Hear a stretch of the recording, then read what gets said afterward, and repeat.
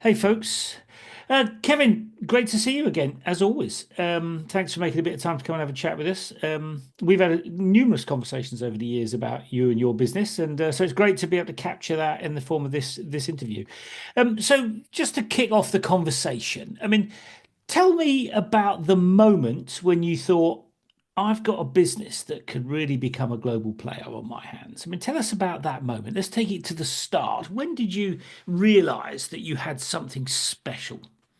Oh, that's a good question. Hi, Paul. Thank you. Thank you for welcoming me on. Um, it's quite a good question. I suppose the way that Hodos does a lot of the work, we do a lot of different types of R&D, and we have lots of different sort of projects on the go, some in parallel, some we focus more on others.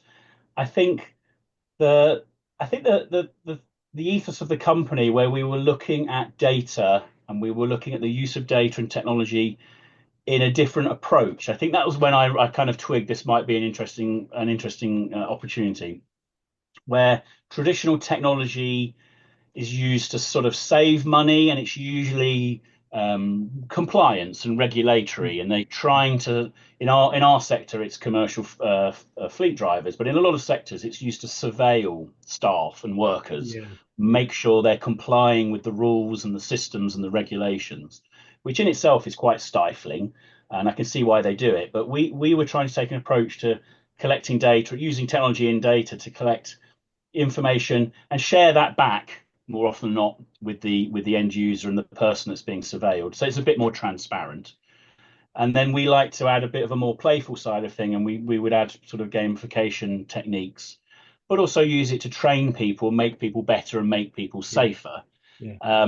But allow them to understand why and understand what the data is saying. And we see the same thing now. So even though that was 10 years ago, we see a lot of the same things now with machine learning and artificial intelligence. The computer will give you an answer, but why and how has it got there, and how do I know it has my interests at heart, or is it some other um, requirement from the board that's decided that you have to act in this way? So I think from the beginning, the first thing we looked at was gamification around commercial vehicle driver data, and that seemed new, and gamification was new.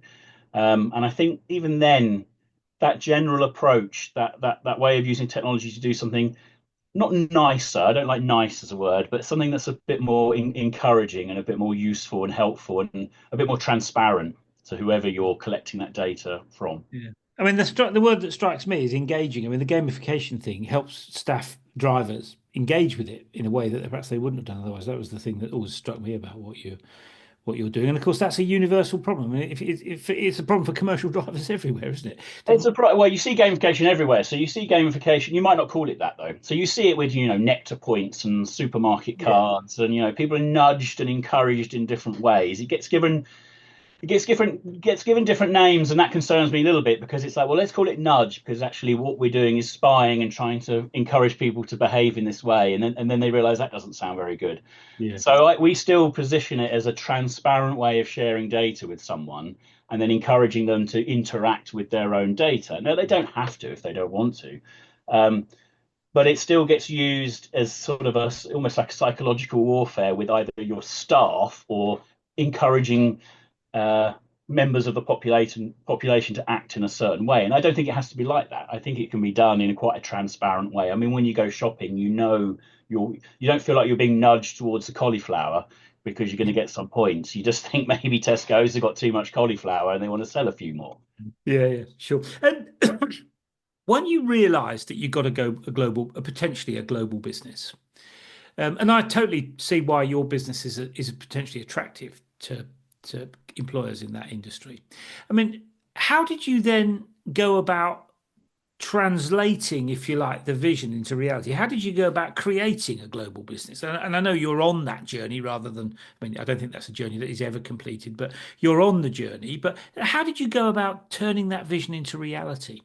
Well, I suppose the business that we were doing, we knew was global in the sense that you had commercial drivers everywhere. Yeah. So we knew, we had that working for us. I suppose what we had to find is we had quite a few benefits to the approach. So if you make commercial drivers better, um, you save fuel and you save Yeah. maintenance, but then you also make them safer and have fewer accidents, and then you have an influence potentially on the insurance costs and the fleet management costs. But also you have lower emissions. So we knew we had all these sort of different benefits, and it was a case of finding um, or solving the pain point, the most painful point for those benefits. And we noticed that that varies across different geographies. Um, Okay. so one of the benefits with our system is because it allows the drivers to interact with their own data, it doesn't require a fleet manager to ring each driver up individually. So we knew it worked at scale, which was another benefit. Okay. Now, that's not such an issue if you've only got 10 drivers, maybe 50 drivers.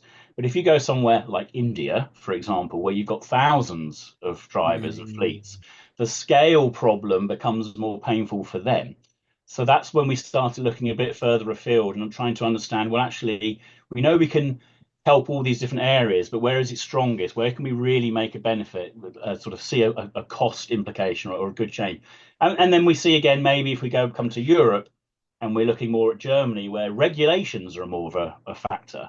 And the pain point, yes, it's nice to save money, it's nice to have low emissions, but when you're mandated to look at driver skills and you're required to capture that data and required to make the drivers better, we see that Germany and then maybe the rest of the EU becomes a more interesting proposition because it solves that pain point as well. So I suppose we overlap the solution with the pain points, and we're always conscious of doing R&D and building technology and then pushing that technology onto people who don't really need it. So it's sort of the other way around. We try and find the thing that we really help solve the most, and then all the other additional benefits are a bonus at that point. But we look at that from a global perspective. We try and work out, well, where does this fit? Where does this new product, this new R&D, this new approach, or is there some adaptation to the existing work that we've done that we can sort of focus more on, and then it becomes a solution for something else in a different market, in a different territory. Sure. And in terms of your role as the CEO, I mean, I always think that in these, I mean, this is partly what this YouTube channel is about, is small teams building big global footprints. I mean, my take on that is that the role of the CEO is more difficult in that scenario because you can't really you can't delegate loads and loads of stuff to loads and loads of different staff because you've only got a small team. So you've got to keep a handle on things in a way that perhaps you don't have to if you're the CEO of a huge company. I mean, what's your take on the role of the CEO and how do you feel about that job? Well, you already have to wear quite a few hats as it Yeah. is. But your team, it's really your development team because you don't really have the luxury of a marketing department and an international overseas development department. Um, so yeah, it's a challenge and it's a stretch. Having said that, though, I think you kind of have to use it to your advantage. I mean, we did look. I was uh, a few months ago double booked for one trip to India, where we were looking at an accelerator in India, but we were also looking at being part of a UK delegation to another part of India, and I wanted to do both but couldn't. So there was an opportunity there to send one of our development team, and I've seen this before. So someone sent one of their really technical guys, um, and they said it was an absolute an eye opener for them because they were sort of transitioned into this almost sales commercial role, and actually was very beneficial for them individually and for the company as well. So there was sort of a training thing going on. Um, but as a CEO, I think you're uniquely positioned to look at the opportunities and see what you can do. I think if you're a developer that's thrust into that role, it might be very interesting.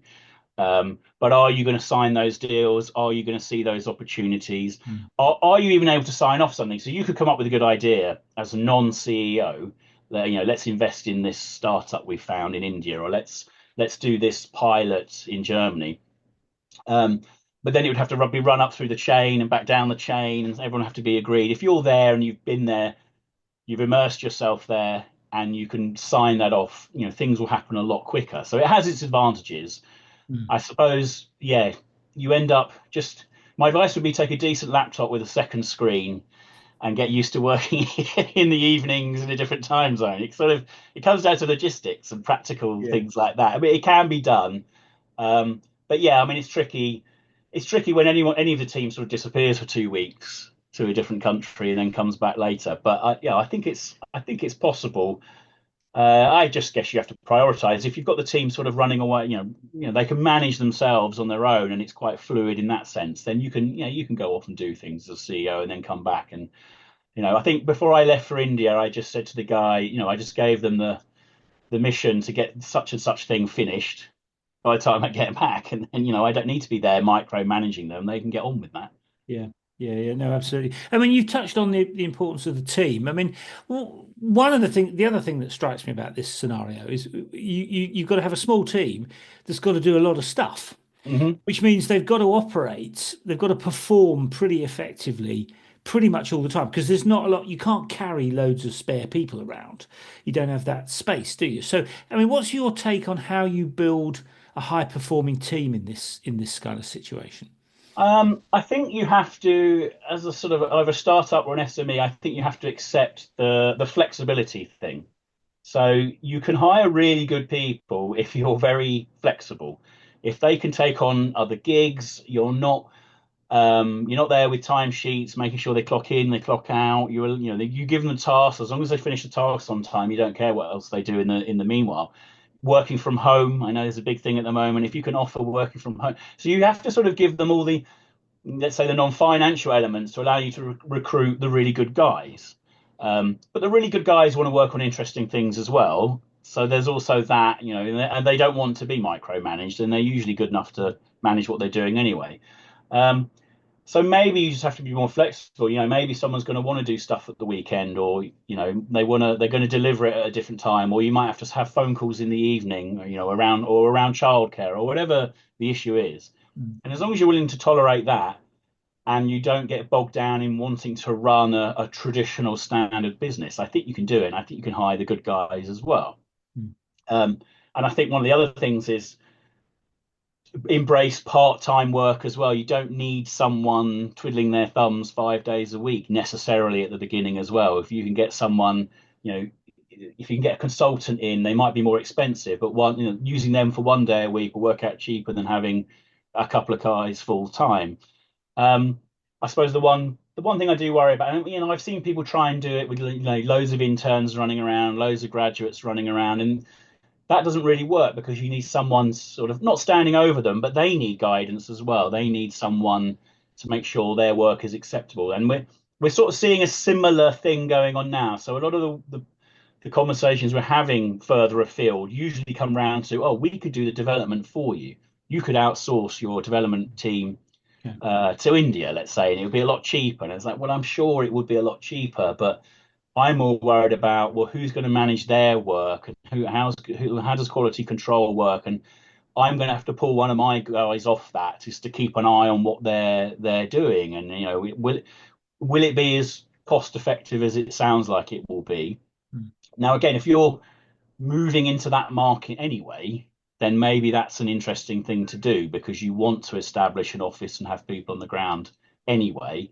If they can be building some stuff for you whilst you're there, then that might work. But I think you have to look at that Mm. again, look at that in terms of the outputs rather than measuring hours done per week and Yeah. widget produced. I mean, a technology company is different when if you're setting up a factory producing widgets, and I suppose it's a more straightforward decision. But when you're doing development, and I've seen a lot of people try and outsource development and get burnt, and then they try and bring it back, try and onshore it again and get burnt again. If you get it wrong, it can be quite disastrous for a Mm. for a startup or an SME. I mean, one of the things the business coaches say is that, one of the keys to a high performance team is setting high expectations. I mean, and you've talked about the importance of that kind of quality agenda, which may be why you don't want to outsource it because you want to be sure that you've got the quality delivered. I mean, what's your take on how you set those expectations for the team? I mean, do you think about it in that way? How do you approach that?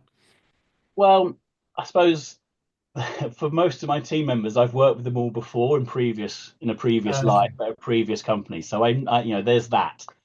Um, for a new hire, and even when we hire someone else, it's usually someone who's worked with someone else. So, and it doesn't just save on recruitment and HR costs. It's like it work. The team's going to work, and they know this guy is a good guy. So we usually grow in that way. Um, I guess if we had to go and sort of recruit lots of people, that would add a bit of a bit of a challenge as we scale. But I still think you would do it in that way. I still think it would be word of mouth, and I think that's a way of protecting yourself to a degree. Um, I don't know. We do have an HR guy that we know and we trust. So that would be the other side, is make sure when you do need HR, it's a Yeah. guy who can, they're not just processing CVs. They know that person will fit, and they know that person. So they might not like me issuing not a command but a target, Mm. and then swanning off for 2 weeks, and then they have to get on with it. If they'll either like that or not. But the HR guy sort of knows my style and will find someone who fits the culture. So I suppose that would be the other advice if you do have to go down that path. Mm. I mean, it's easier said than done, isn't it? That the thing about finding the right people. I mean, it's Yeah. everyone says, yeah, you've got to find the right people. There's nothing really controversial about that. It's how you do it is the trick, isn't it? Because it's easier said than done, in my view. That's been my experience for certain. Yeah, I Um, mean, I guess if you've got a good network, yeah, and again, if you've got the good guys already who have worked with lots of people and they're quite experienced, they can go off and find, the company becomes its own recruiting platform, I yeah, guess.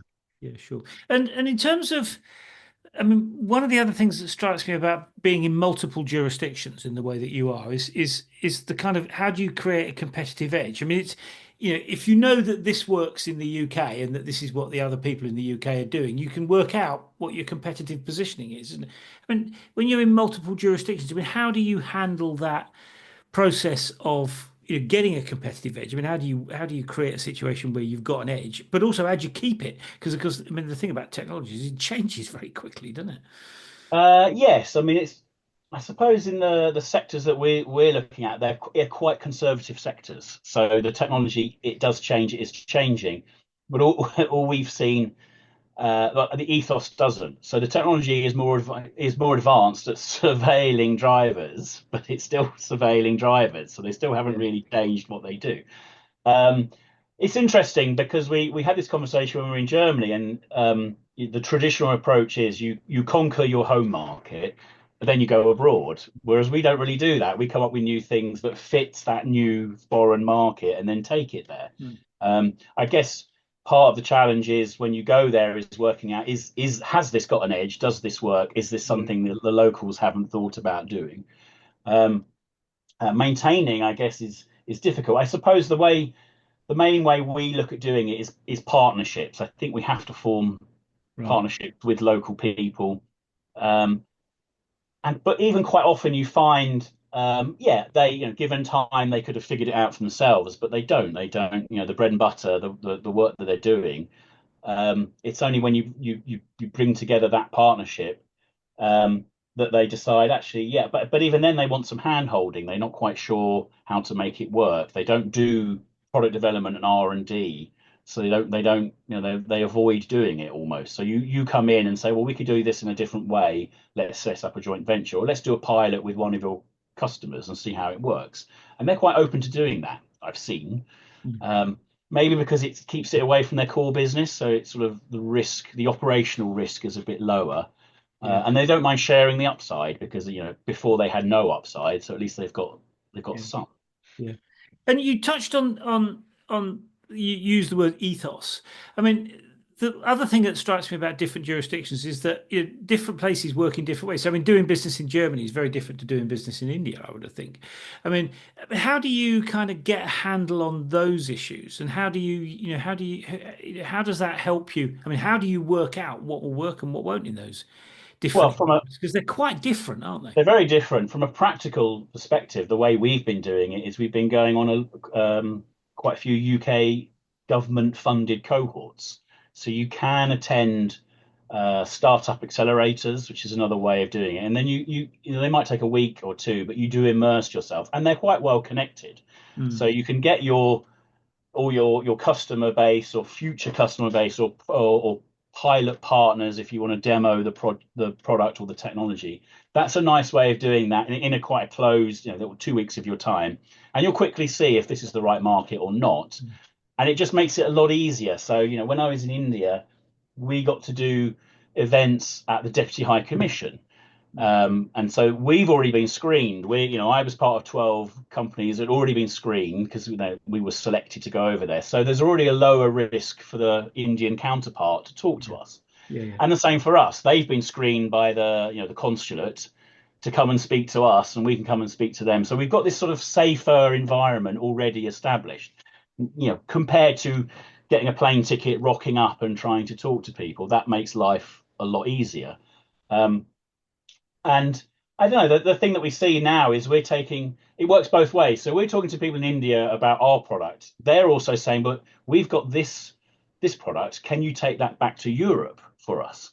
In India, everything's very price sensitive, which means whatever you find in India is usually very much cheaper and easier to take back to the EU, as long as you can then present all the things that the people in the EU require and need as well, because it's Yeah. not just cost. So you get to sort of work both ways. I mean, there are, let's say, cultural differences as well, but again, you get to explore that. Most accelerators they'll give you an afternoon exploring what it's like to do business in this country. Yeah. So that's quite a nice way in, and there's quite a few international ones as well. So many states, let's say local regions in Europe, are funding international startups to come to their jurisdiction because they want them to set up businesses and set up offices and hire local people. And they understand the innovation might be outside of, let's say, Germany or wherever. So there are these international competitions you can apply to, and then they'll fund your travel there and they'll fund you for Yeah. 2 weeks to explore there. So that's a nice way in, assuming you can win a few of these things, and we have. So that would then rely on your technology, and you'd have to show some initial understanding of why Germany or why that country, why are you on that accelerator. But I suppose if you can't answer those questions, you're going to be a bit Yeah. You're stuck. gonna have probably you've got You're bigger going to be problems. stuck anyway. So yeah, Yeah. it's quite Yeah. a nice way of introducing Yeah. yourself to the market. And again, it gives you credibility. So when you turn up and you want to talk to someone in Germany, Bosch or wherever, you say, well, we're part of this cohort that's been selected to come and talk to you. So it's like, might have to actually have a meeting with this guy, see what he's about. Yeah. I mean, I think the other thing about trade delegations is that you go and you spend a bit of time there, and by spending time in India or wherever, you Mm. get a sense of how the culture works and how people work and how things get done, and people will tell you about the right and the wrong way, as it were, to do things. So I guess those are immersing yourself in the culture is a good way to learn about the culture, isn't it? Yeah, I mean, you kind of do have to be there. So Yeah. I was on it was a global incubator program run by Innovate UK, and they take you there for a week at the beginning, and then the sort of the incubation phase is virtual. Now, some of it, is designed for someone who maybe is fresh out of university, needs to know how to write a business plan and things like that. Um, but other elements are actually quite useful, more about your go-to-market strategy, and they help you understand what the market looks like. But then they take you back at the end for another 2 weeks where you actually do immerse yourself and you're there. And speaking to other members of the cohort, the being there bit shouldn't be underestimated. It might feel like luck, someone got a deal because there was someone and the building there is a startup incubator building. Someone helped them with the printer, and then they ended up being a partner. But it was pure luck. But it's like the harder you work, the luckier you get. And if they weren't in India at all, then they would never have had that conversation. So they're kind of like, look, just turn up and go, use your hot desk that you've got here, have some meetings, because if you're not here, you're not visible, and you're not going to see who you're going to miss if you're sat in your office in the UK. I mean, it's odd in the UK. It's hard enough to get actual face-to-face meetings now in the UK because everyone tries to do video calls. So. Yeah. I mean, just to follow that line of argument about kind of going into new jurisdictions, I mean, do you have a sense of how you would, people often talk about this idea that you have to put in place a market entry strategy to go into the US or into India or whatever. I mean, do you have thoughts about what your market entry strategy looks like? I mean, do you have a view about how that works best? I do. I mean, it depends where you go. I mean, most, especially if you're going down the sort of the incubator pathway, the expectation is you're going to incorporate at some point. Yeah. but they're usually flexible. They realize that that is the next step, and that you're being a bit cautious and you're sounding out the market and working out. I mean, it's not hugely expensive, but there is a bit of admin, and especially if you look at Germany and the US, and once you set something up and you've got an office, there is a cost there, an ongoing cost. Now, the challenge you have is most people are sort of okay for you to be cautious and do the market research. The challenge you'll have is when we try and do business, they want to see, again, it's about de-risking. So they want to see you're established. In Germany, they want to see you've been in business for 20 years. They're cautious of dealing with Mm. startups. America, less so. They're a bit more, the startup culture. They understand that you need startups. And that's the other thing. Sort of the Germans understand that a lot of the innovation will come from startups, sort of the interesting new ideas. So they sort of want to engage, but they're still cautious. So, and for them, it's risk. So you're trying to sort of de-risk things on their side as well as your side as well. So I don't know. It's a bit difficult because you have a nice business plan, go-to-market strategy, big hockey stick graph, all the rest of it. But yeah, until you get out there, you Yeah. could have 20 meetings. All you need is one meeting and one interesting partner and one pilot, and then away you go. I think the rest would roll on from there. If at Yeah. the end of the pilot they like the idea, you just incorporate, and that's how you just start building traction that way. Yeah. Um, I guess but after a while, you work out what the critical success factors are. What are the things that you need to do to get it to work? You figure out what they are over time, don't you? I think so. I mean, one of the other things you Mm. can do, which I've found quite useful, is in advance of the visit, you can build up a presence virtually. So let's say you could use LinkedIn. You can set up a Yeah. group on LinkedIn. You even doing that. I know it's virtual, but you get a flavor for the demand or the popularity or the interest in something. And one of the things that we've done is we'll set up a virtual group looking at the problem statement, looking at the challenge to see, well, that must be a problem because 50 people have joined this group to look at this, look at the content that we're doing, and then we sort of then say, well, we're going to be in Stuttgart or we're going to be in India. We're going to have a conference to look at this. Would you like to come? Would you be interested in attending? And so we switch from virtual to physical and Yeah. have an actual conference. And then you're going over there. You're not going over there knocking on doors. You're going over there and you've got 100 people coming to your room to listen to you. And that sort of changes things and Yeah. shortcuts things a little bit as well. Yeah.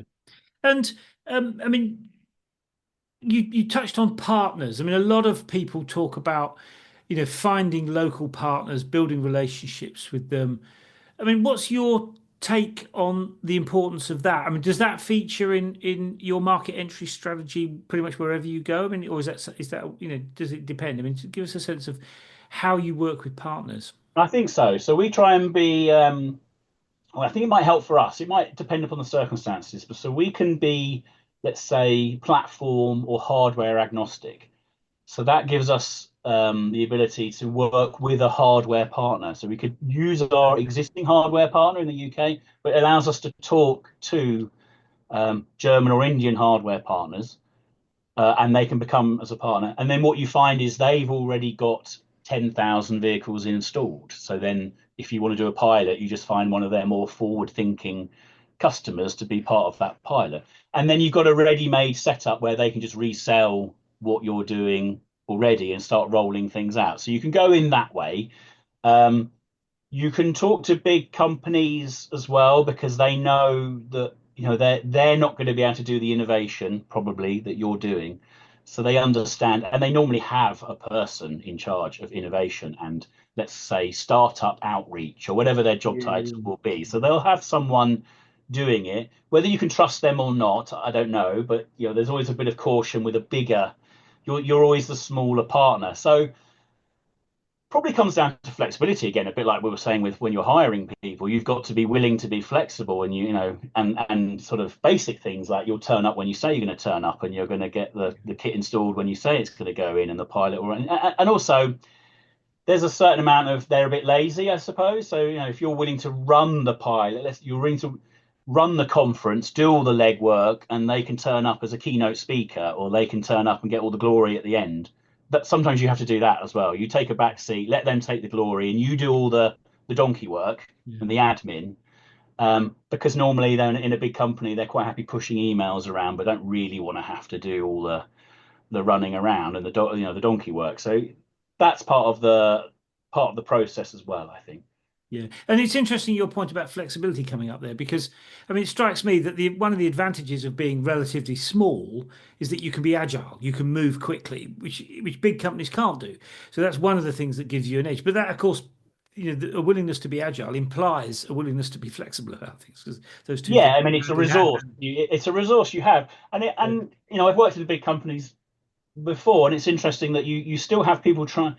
You must have like a load of one-man bands running around inside these big Yeah. companies that still can't get stuff done because No. the finance director won't sign things off, above 20K or so it could at least when you're small, you might not have as much money, but you probably have more flexibility than the guy in the big company Yeah. in a roundabout way. And you could probably find 20 grand that he can't get from his or she can't get from his finance director. So, yeah, you have to use it as a resource. You don't want people to take advantage of it.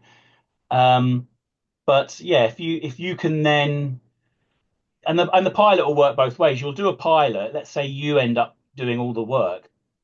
That person can then go to their finance director with the results of that pilot, and then maybe that opens up the purse strings, and that maybe gets a bit more traction. And then they identify a client who might want to pay for it as well.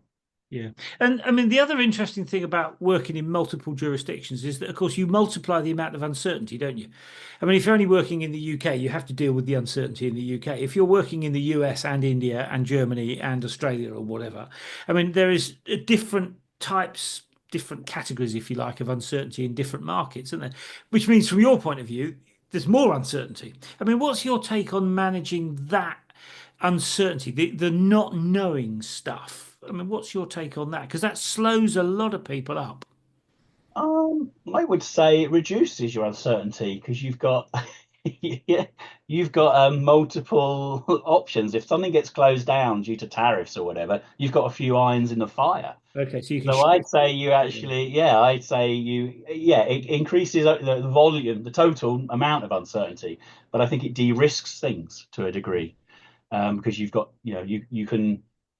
I mean, maybe you'll focus on one. So this is the other challenge that I see, and I've discussed it with my mentor, or my mentors, um, and the received wisdom is you should just focus on one thing and focus on that one pain point or that one product and just keep hammering away at that until it's successful or not. Now, the fear you normally have as an entrepreneur is if it's not successful, what do I do then? Yeah, And then you have these dreaded pivots, and so you don't, and it costs money to pivot, and it's going to cost money having all these jurisdictions. Um, but maybe you'll whittle them down, and maybe you'll just go big on one of them. But at the beginning, it's nice to have, it's a bit like a roulette table. It's nice to have a few numbers available. So I see it as a de-risking strategy. mm, As long as you can manage it and the resourcing and the time and all the rest of it. yeah, yeah. No, I get that. It's giving yourself other options, isn't it? And it comes back to that flexibility thing. Yeah, I To think be so. able to benefit from flexibility, you need to be able to move things around a bit. Yeah, and also these days it doesn't take. Let's say you've gone in on a regulatory compliance pain point. It doesn't take much for a new crowd to get in, change that law that you were banking on, and then it's Yeah. sort of game over at that point. And let's go back to a different territory. Yeah, yeah, no, I get that. And I mean, you've obviously been on, well, we've talked about this on a number of occasions. I mean, you've been on a really interesting journey. You've got a fantastic product that's making inroads in multiple jurisdictions. I mean, when you look back on that journey, I know the journey's not over, but when you look back on that journey, I mean, what would you say you've learned from the experience? Um, I suppose one of the interesting things I've learned is that it sort of doesn't seem to matter where you are in the world, but most people seem quite reasonable. And Right. and even if you go to, and this is very, across all different cultures, and not just me, other examples I've heard from other people. Um, when you actually get there, so you might not like the people in charge, let's say, and this could apply to lots of different jurisdictions. But when you get there, you realise that the people there just want to have an okay life. They want to get on with things. Yeah. They want to solve problems. If it's a place where there's lots of problems, they still want to make things better, and they want to have a nice life with their family. And then you just see actually the overlap between, and this could be different cultures, different religions, but generally, most people want to get on with life and Yeah. don't want to cause any grief and don't want to upset anybody. And you normally have quite a lot in common with someone on the other end, wherever they are in the world. And it's not, and share the same sort of challenges and problems as well. There's not many people sort of go out of their way to be difficult or be awkward. And I've noticed a lot of people, even when it's not really in their own interest. A lot of people sort of manage their network. It's like, oh, I'll do a favor for them. They might do a favor back for me one day. I've noticed that a lot of people are just sort of very happy to help. You know, Yeah. if Yeah. you ask for help and you have a meeting and it might just be a completely wrong person and you wasted everyone's time, but no one feels like that. It's sort of like, well, actually, I know this guy who you should be speaking to, and then they make the connection for you. So nothing's ever really wasted. And I think most people um, and occasionally you might have the language barrier, I suppose, but most people deep down all sort of act the same way and want to be, want to be dealt with in the same sort of respectful fashion. And I think you get that back as well when when you meet these people. Yeah, no, I certainly would agree with that. If you treat people with respect, generally speaking, they'll treat you with respect back. I mean, and that's an important principle, really, isn't it? I mean, it's about because that's about human relationships, and I think you're probably right that the world wouldn't work if people didn't work that way. Well, and the other thing is a sense of humor, I'd say. Yeah, I yeah, think if you yeah, can, that helps a lot. That, if you can yeah. get a smile out of them or a bit of a joke out of them, then that can help smooth things over as well. Yeah, sure. And I mean, just to wind things up, I mean, like I said, fascinating situation that you've been through. I mean, if you were to offer advice to somebody starting out, somebody who's thinking, I've got a global business on my hands here, what advice would you give them? That's interesting because I mean, it goes back to what I think we've spoke about before about the definition of a global business. Even saying that has sort of a loaded set of connotations. Like, well, that's very bold, or that's very yeah, where what do you actually mean? That Sure. are you going to sell lots of things in lots of jurisdictions, or do you mean you're going to develop and design something in one country and sell it in another? So I'd probably ask them. My advice would be to break that down and ask them, what do you mean by a global business? Are you buying something cheap over here and trying to sell it over here for more, or are you actually building something to fix a problem in this country? I would try and break down, and I think it would be useful for them to do that exercise and Mm. break down, well, why am I saying it's global? If why does it need to be global? Even Mm. I suppose I'll start with that. Other than wanting it to sound fancy, is there a reason why it needs to be global? And is that part of the business? Does that help make the product Mm. better and solve Mm. solve that pain point? So it might be we buy things and procure things here because it's the cheapest. We put it together in a different country here because they've got the best quality control or whatever the reason is, and we sell it in this country over here. Now that's a justification for a global business, and I would get on board with that. So my advice would be is to work out why. Why is it global? Mm. What are the benefits? And then do they outweigh the inevitable costs of having to have three operating centers in three different countries? Yeah, sure. Yeah, very wise words, really, which is approach it sensibly, is what you're Yeah, really saying. Be yeah, sensible. and make sure when you do get into bed with someone. That's the other reason why we like to do like a pilot for 3 months or 6 months is before you sign the contract or Mm. start off with a memorandum of understanding, do a little pilot, and then you can sort of trust these people. So when it goes to the next stage, you've built up a bit of trust and a bit of understanding. Yeah, absolutely. Kevin, thank you for taking a bit of time out to share that story. I mean, we've talked on numerous occasions in the past. I mean, I think one of the things I really like about your proposition is that it's about helping drivers become better drivers, and there's huge benefits to that happening. And that's true right across the wherever there are vehicles, I guess. I know you're focused on commercial vehicles, but and there are a lot of those across the planet. And if all the things that you're doing seem to me to be pretty good things. So, good luck going forward. I know you are quite ambitious about what you want to achieve, and you're well down the track on that journey, but you've probably got quite a way to go. So, good luck going forward, and thanks for, like I say, thanks for sharing the story. No worries. Thanks a lot, Paul, for having me. Cheers, Kevin. Good to see you. See you soon. Yeah, thank you. Bye. Bye bye.